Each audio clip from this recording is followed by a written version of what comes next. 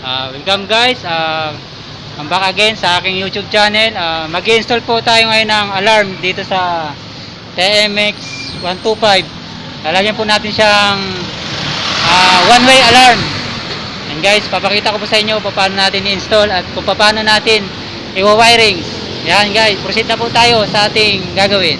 Ayan guys, hindi ko na pinakita yung pag-install sa inyo. Sasabihin ko na lang po kung saan ko tinap yung bawat wire ng ating alarm.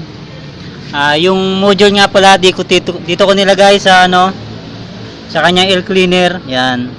Tapos pinalusot ko lang po dito sa kanyang butas ng air cleaner. Yan. Yan guys. Ito yung kanyang sirin dito. Tapos ito yung mga wirings niya. Yung yellow, tinap ko siya sa light blue ng signal light sa kanan, at yung isang yellow tinap ko sa orange ng signal light sa kaliwa. Yan, yellow sa orange.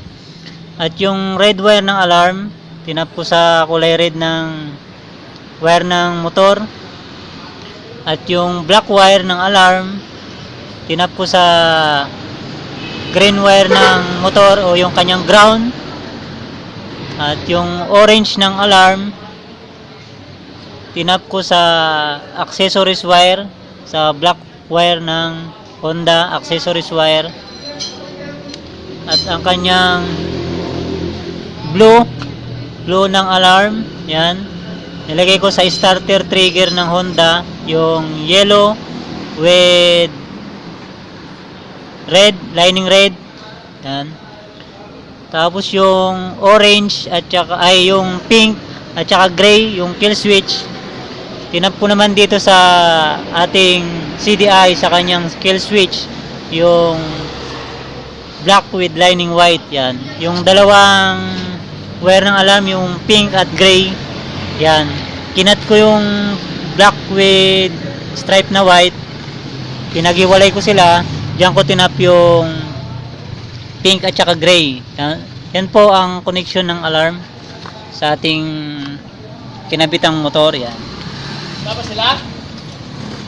Yan guys, yung dalawang yellow sa signal light, yung isang yellow sa light blue, isang yellow sa orange wire ng motor, signal light.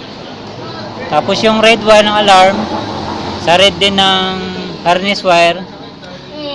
Yung black ng alarm, yan, sa green, sa ground. Tapos yung orange, yan, sa ECC wire, sa black. At yung blue ng alarm starter, and yellow with lining red. At yung gray at pink, yan, sa CDI, yan, sa kill switch. Yan lamang po ang koneksyon ng bawat wiring ng alarm kung saan natin ko-connect. Yan po. Sasauli ko lang po ang kanyang mga tape. Isisilyaduhin natin maigi. Tapos pagkatapos nun, babalik natin lahat ng tinanggal natin. Tapos titestingin na natin kung paano nga ba gumagana.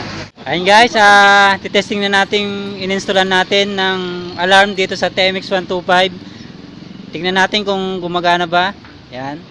Start. Yun guys, gumagana.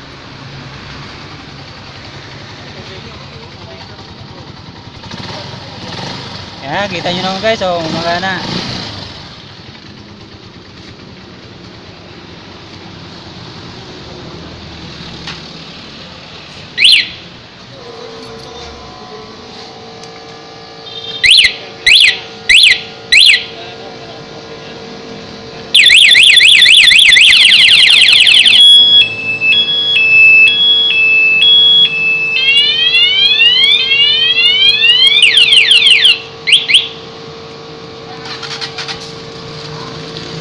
Ayos guys, gumagana yung ating in-install dito sa TMX 125.